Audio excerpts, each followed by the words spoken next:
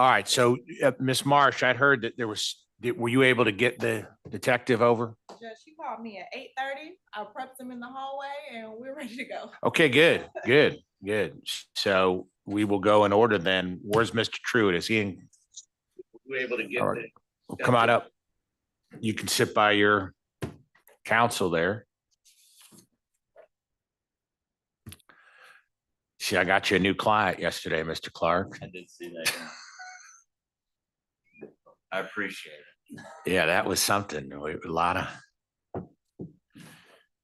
going to do a lot of motions that day, and it was just Melnick's like, I think I can short circuit everything if you just give me a second. Okay, before we begin here, this is 22 SC 183569. Terrell Truitt, who's present in the courtroom with his attorney, Philip Clark. And we have Ms. Precious Marsh representing the state. And Ms. Marsh, you have a Jackson. Is it your motion? Is it a reverse Jackson Deno, or is it Mr. Clark's? I can't remember. I filed it, Your Honor. I think we're in the position of just Your Honor needing to make a ruling prior to trial on Mr. Truitt's statement. So. Okay. All right. Well, I guess I'm just trying to figure out who goes first here. So we'll let Ms. Marsh go first. Yes, go ahead. Your Honor. It would be my burden. So defense counsel filed a motion to exclude the defendant's statement alleging two things. Number one, that, and Judge, if I may, could I be from here today so I can access my notes and everything? Sure. Okay. Just make sure your mic's turned on. I see it's red. Okay. Is that better, Judge? Yeah. Okay. Yeah, we can hear you now. So as I was saying, defense filed a motion seeking to exclude the defendant's statement alleging two things. That number one, the statement was made in absence of counsel and without intelligent, knowing, or voluntary waiver of counsel. And number two, that these statements were not freely and voluntarily given, but instead were the product of police duress and coercion. Your Honor, it is the state's burden to prove beyond a preponderance of evidence that those things are not true and that the statement was actually given under a knowing waiver of Miranda, as well as not being under any type of coercion or duress from officers. To that extent, Your Honor, the state would like to call Detective Arthur Ferncorn, who was the detective who did the interview with the defendant, after defense counsel's opening, Judge. I don't have much of an opening. I always can say if that's, unless that's the state's only witness, I'd invoke the rule, but otherwise we'd be prepared. Your Honor, that is our only witness, and we are prepared to proceed at the court's pleasure. Okay, go ahead.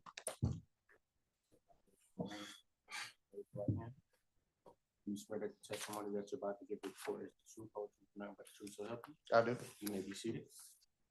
You may spell your first and last name. It's Arthur, Arthur, Ferncorn, Fernkorn. Thank you, Detective Ferncorn. What do you do for a living? I work for the Atlanta Police Department. I'm a detective in the Special Victims Unit. And about how long have you been doing that? About 4.5 years with the Special Victims Unit, but I've been a detective for 10 years. Throughout your tenure with APD as a detective, did you have an opportunity to encounter Mr. Terrell Truitt? I did. Okay. And when you encountered him, did you have the opportunity to speak with him? I did. When did you speak with him? The exact date, I would have to look at some notes. Okay, so if you need to, would looking at your notes help refresh your recollection? Yes, ma'am. Okay, please look at them. Don't read it, but just look up at me when you're done.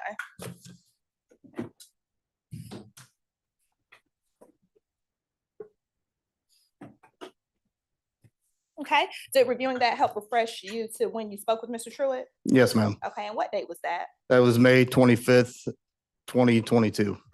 How did you come to speak with him? I was advised by members of our overnight detective unit that they had a suspect in custody on 2 counts of rape, and that suspect wanted to speak with a detective. To your knowledge, did any questioning take place prior to him wanting to speak with the detective? No, ma'am. Where did he in fact speak to you? He did. Okay, and where did that interview take place? It occurred at 226 Peachtree Street Southwest at the Public Safety Headquarters Building Okay, and what county is that? in Fulton County. When you arrived to speak with Mr. Truitt, describe the type of room that he was in. It's an interview room. It's maybe 7 by 7. It's set up with some chairs, a table, and then a way to secure the suspect to the floor. Talk to me a little bit about the security of Mr. Truitt. How was he secured that day? Mr. Truitt was shackled by his ankle to a mount in the floor, and the shackle was double locked, and there was about a finger's width worth of room in the shackle. If you were to give me an estimate of about how long that chain to that shackle was, about how long would that be? It's at least 2 feet. With someone being shackled around the ankle, using the shackle you just described, would they be free to move about the room? Yes, ma'am. And I want to discuss how tight was the shackle around Mr. Truitt. So talk to me about how you do that. So typically, when they're shackled, you make sure that there's a finger's width between the shackle and the ankle Okay, and what is the purpose of that? to make sure that the shackle doesn't dig into the suspect's skin or cause any marks, abrasions, any injury. When you entered the room to speak with Mr. Truitt, was he already under arrest? He was. And did you at any point read him Miranda rights? I did. Why did you do that? He was under arrest for suspected 2 counts of rape. I am currently, Judge, about to share my screen.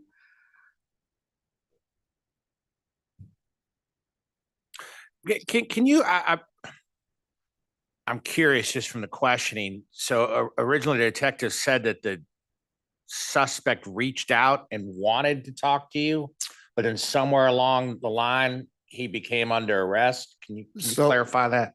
So the morning of the 25th, a Zone 1 officer, Officer Threewitz, had taken a report from a rape and was giving that subject a courtesy ride when he came across the suspect, Mr. Truitt, in the act of raping a second victim.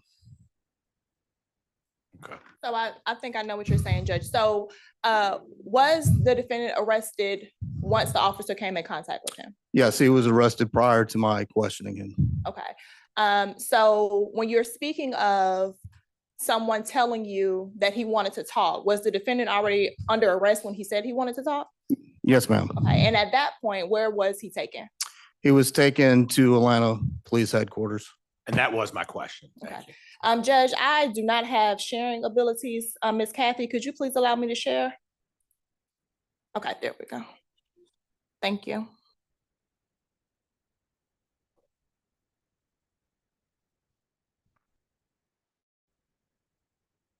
Your Honor, I am about to play the video. I'm starting from minute marker 59 minutes and 17 seconds.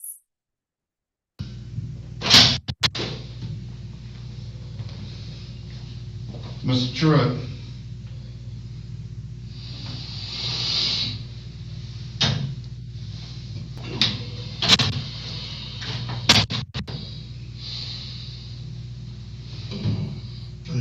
All right.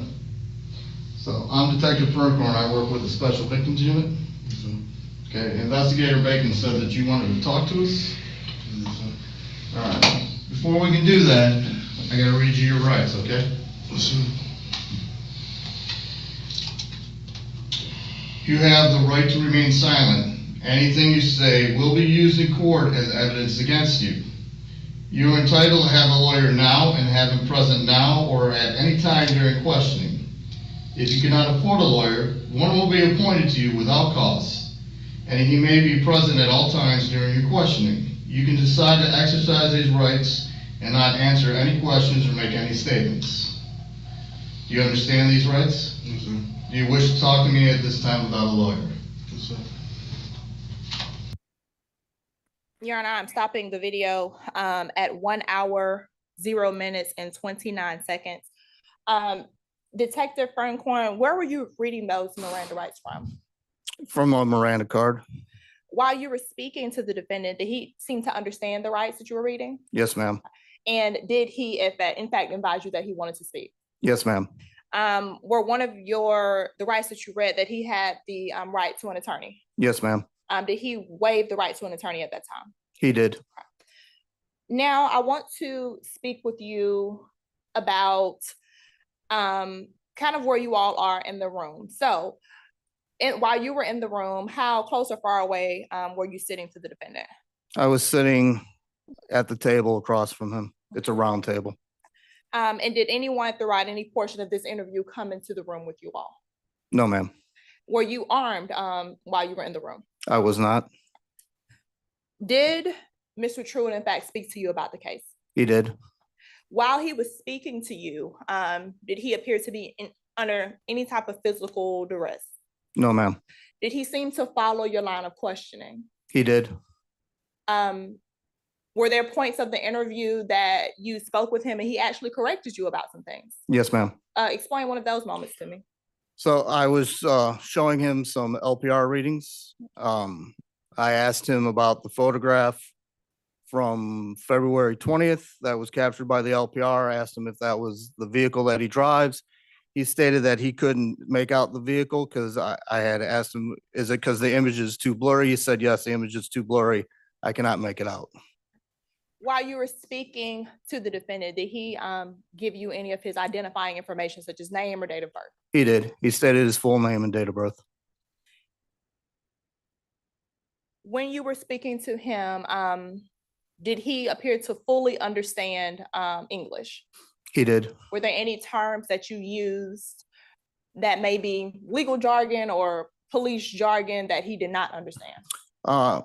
During one point, I told him that we had established enough probable cause for his arrest, and I explained to him what probable cause was, that we had enough evidence to arrest him. Did he seem to understand when you gave him that definition? He understood what I was saying, but he stated something to the fact that, so if someone says you did something against their will, even though it wasn't, that it's okay. I am, and for the record, Your Honor, I've previously submitted the video to Your Honor, so I'm not going to play the whole video, but I have just a few more references. Okay. So, Detective, about how long was Mr. Truitt in this interview room? Oh, I want to say it was like maybe 7 hours. Why was he in there that long? He had given some statements about his girlfriend, his ex-girlfriend, his father, his sister. I was trying to corroborate all the information that he gave me. Did you have an opportunity to review portions of this video before testifying today? I did. So, do you recall moments when you were coming in and out of the room? Yes, ma'am. What was your purpose of doing that? Some of it is to give the suspect a little time to think about what he's saying. It's a investigative technique that we use. Other times it was I was trying to verify some of the information that Mr. Truitt gave him. Okay. Now, just to be clear, during the 7 or so hours that you mentioned, was he in custody that entire time? He was. Had he not been at the precinct, where would he have been? He would have been in Fulton County Jail. What was Mr. Truitt doing as you were out of the room? He was sleeping at the table. At one point, he had gotten on the floor, laid down, and I assume went to sleep. At some point, he does get up and knocks on the door. And for about 2 minutes, it takes for an officer that was outside the room to respond. He had asked if he could use the restroom. Okay. And was he allowed to go to the restroom? Yes, ma'am. When you were coming in and out of the room, did you offer the defendant anything in terms of whether he needed anything or whether he needed a drink or things of that nature? Yes, ma'am. I asked him if he needed anything. Okay. Do you recall about how many times you asked him that? Maybe once or twice. Okay. Did he need anything? At the time that I spoke to him, no.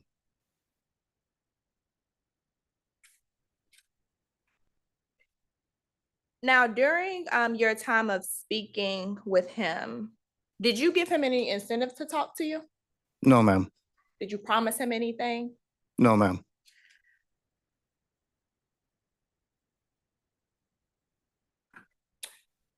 Your Honor, I have no additional questions at this time. Ms. Clark? Morning, Detective Ferncorn. So you stated that Mr. Truitt was in this interview room for approximately 7 hours. Is that correct? Give or take, yes, sir. And I think that the timestamp on the video reflects he was brought in there probably sometime 9 in the morning or so. Is that right? I'm not quite sure the time that it was brought in. Zone one and our overnight detectives were still out on the crime scene, the second crime scene, and they were processing that, as well as, I want to say, a search warrant was secured for Mr. Truitt's DNA, which was executed by our crime scene techs. Gotcha. So, but obviously the video would reflect the time that he was in this interview room and when he got in there. Is that correct? Yes, sir. Okay. And you got in there starting roughly 10:15 or so, is when you got into the interview room. According to the timestamp, yes. And do you recall exactly when Mr. Truitt was actually arrested by Officer Threewitz? The exact time, no, sir. Okay. I would have to refer to his report, which I don't have with me. Okay, and do you have any of, in your supplemental, do you have any of that information? I do not. I just have what I did on the case. Okay. And if it was sometime between 2 and 3, would that sound about right? I'm not quite sure. It could be. I would have to refer to the officer's report for that time. Now, did you notice anything when you were speaking with Mr. Flint that that it would indicate that he was under the influence at all? No, sir. Okay. No odor of alcohol or anything like that? Not that I recall, sir. And you said that you were informed by Investigator Bacon that he wanted to speak with officers. Is that correct? That, yes, that he would like to speak with a detective. Okay. And do you know when that request was made? I do not. Okay. Now, you stated that you had asked him if he needed anything. Do you recall at what point that was in 7 hours that he was in there? It was after I was done with my first line of questioning with him. I had asked him if he needed anything. Okay. Is deferred to the bathroom, or did he need something to drink? Did you offer him any cigarettes or anything like that, opportunity to smoke? No, sir. I don't smoke, and I didn't have any cigarettes. Now, you had discussed in the course of the interview with him that two of the alleged victims had made allegations that he had a firearm. Is that correct? I want to say the February case, there was an allegation of firearm being used, and I'm not sure if it was the first victim of that night or the second victim that had stated that there was a firearm used. And obviously, those statements would be reflected on this recording. Is that right? Yes, And during the course of this investigation, you had made those statements that these two women had alleged that he had used a firearm. At this point in time, there was no firearm recovered from Mr. Truitt's truck. Is that right? correct.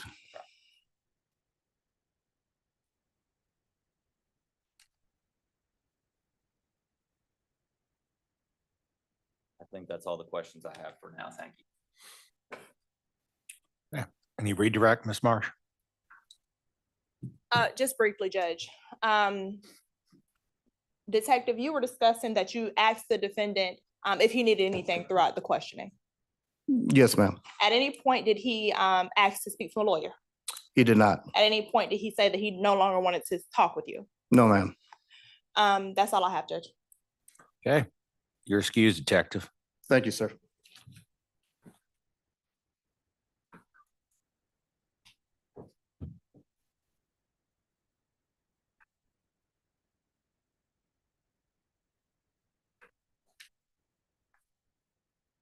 Hey, you have argument? Judge, I reserve closing. Okay. And Your Honor, we would just rest on the evidence. Obviously, it's the court's determination or the totality of the circumstances to determine if the statement was made freely and voluntarily, and if it was an in-custody statement, whether his waiver of his rights was made knowingly, intelligently, and voluntary. Your Honor, the state has provided you, obviously, I saw the link that was emailed to the full statement. I would ask Your Honor to review that prior to trial in making it the court's ruling. Other than that, Your Honor, I would just note the length of period of time that Mr. Truitt was in that interview room, I think is somewhat unusual, and that he was there for 7 hours, which is an incredibly lengthy period of time. This was after he was already arrested previously that evening. What the time was, the detective couldn't testify to it, but that he had been in police custody at that point sometime. Your Honor, I'd also just note, I'd rest on the evidence, otherwise the totality of the circumstances.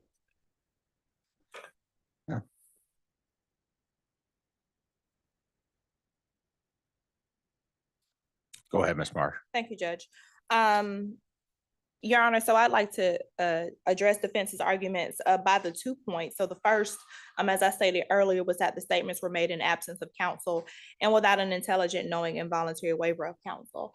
Your Honor, Detective Ferncorn testified, and we also showed the video of the Miranda rights. I asked Detective Ferncorn if the defendant looked to be understanding what he was saying.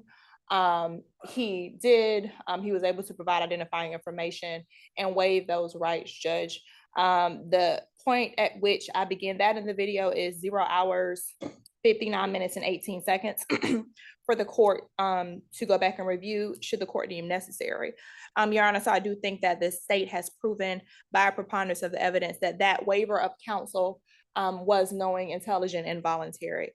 Your Honor, as to the second point, where the defense has stated that the statements were not freely and voluntarily given and were under police duress or coercion, excuse me. Your Honor, detective testified as to the room, the shackle. Of course, defendant was under arrest, so he had to be shackled in some capacity. However, detective spoke about the process in doing that to ensure that the defendant was able to move around the room. He was asked several times if he needed anything. There was even one point where the defendant got up and knocked on the door voluntarily to ask to go to the restroom. And about 2 minutes later, officers came and allowed him to go relieve himself. Judge, there were no threats, there were no promises made for the defendant to speak to officers. In fact, the defendant asked himself to speak to officers after he was arrested. Your Honor, to address the length of time, detective testified that he was under arrest. So had he not been there, he still would have been in custody. He would have been at the Fulton County Jail because officers already had probable cause to arrest him at that time. Judge, as you review to make this determination, I would just like to put the timestamp on the record of what the state believes are the relevant areas of the video. Your Honor, beginning at 0 hours, 59 minutes, and 18 seconds is when the interview actually begins. The detective questions the defendant initially until 1 hour, 22 minutes, and 0 seconds, at which point he leaves the room. The detective comes back. What was that timestamp again? Yes, Judge, 1 hour, 22 minutes, and 0 seconds. Detective comes back in the room very briefly from 1 hour, 37 minutes, and 35 seconds to 1 hour, 41 minutes, and 17 seconds. Again, Judge, very briefly from 1 hour, 59 minutes, 14 seconds to 1 hour, 59 minutes, 29 seconds. Your Honor, at that point, there is a large gap with the detective coming back at 4 hours, 58 minutes, and 10 seconds. He leaves at 5 hours, 7 minutes, and 52 seconds. The point where the state mentioned the defendant asking to go to the restroom was 7 hours, 14 minutes, and 57 seconds. And Your Honor, he's allowed to go to the restroom and come back. And at 8 hours, 17 minutes, and 14 seconds, officers come to arrest the defendant and take him into custody. Your Honor, throughout the video, it is the state's contention that you will find that the detective is coming in and out of the room, asking the defendants questions, going back out to verify, and telling the defendant who he spoke to, and kind of comparing stories. Your Honor, so I would ask you to consider that as well when you think about the length of detention. The detective was obviously still investigating throughout the entire time, which you'll see in the video. And so none of the space was undue to have the defendant in the room for that time. Judge, after you review all of these things, the state asks that you deny the defendant's motion to suppress or exclude the defendant's statements, and you allow them in as a statement to you with the totality of the evidence and beyond a preponderance of the evidence that those statements were made freely and voluntarily, and that the waiver of counsel was knowing. Okay. So this is set for November 13th, right? Yes, Judge. As of now, still, I don't know if you recall, but the GBI lab was the last thing we were waiting on. I have been in constant communication. And that's why it was reset. It was already reset once. Yeah, I Yes, have that in Judge. my notes. I have been in constant communication with the GBI. They said they'll have it to me any day now. It is being reviewed. The original timeline I got from them was like mid-October. And once it got mid-October and I realized it wasn't there, I spoke with them and they said they had a delay, but they expected it will be here shortly. I'm happy to call them after court to confirm. Please do that. Yes, Judge. And there's, other than this one, there's no other motions outstanding, correct? That's correct, Judge. Right now, I guess subject, if I need to file anything on the DNA that comes in, so. Same, Judge. Okay. Okay. All right. Well, anything else? Nothing from the state. Nothing from the defense, Your All Honor. right, you're excused. Thank you, Judge.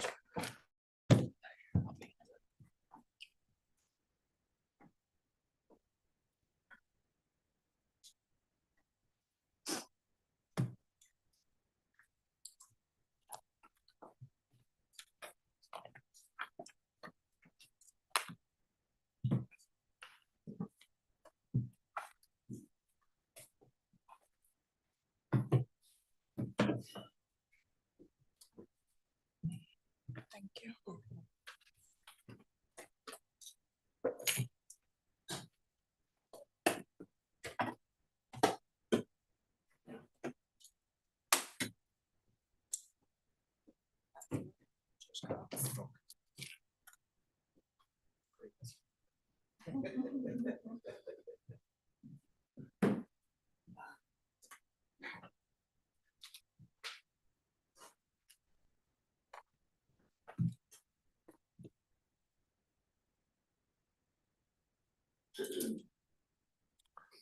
All right, where's Mr. Greer? I don't see Mr. Greer here this morning, Your Honor. No. And I hadn't been able to reach him, so. All right. I'd ask for bench warrant for Mr. Greer. We have the officer here, present, ready to go forward with the motion. Hey, look, Mr. Greer up. I see, I mean, I was looking, I see that looks like notice was sent out on the, at least when it was filed on October the 19th. It's sent to the same address that he's received notice at every other time. He's been at court every other time. I'm not sure what the issue is right now. I would just ask if we could hold off on the bench warrant, given that this was our motion, and I'm not sure what's going on with Mr. Greer right now. He's been at every other court date, so. I haven't been able to get in touch with him in the past.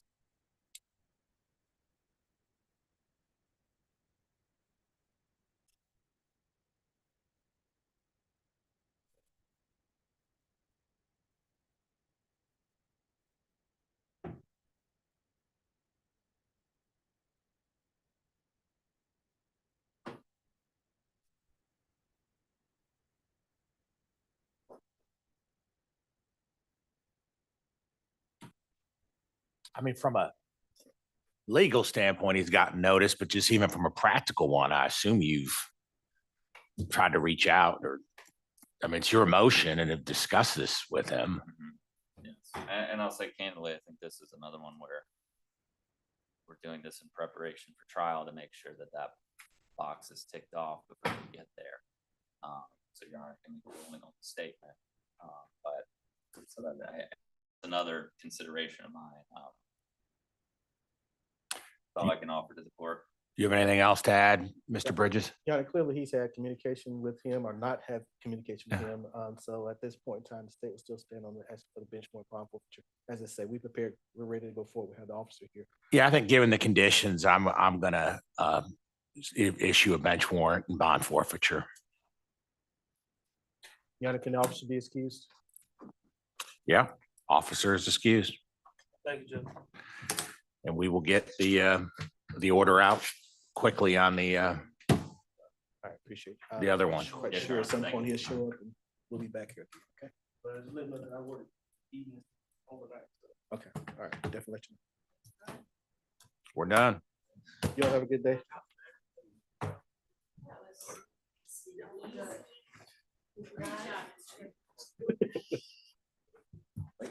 No, I didn't rule on it. You have a rule, oh, you're taking out of it.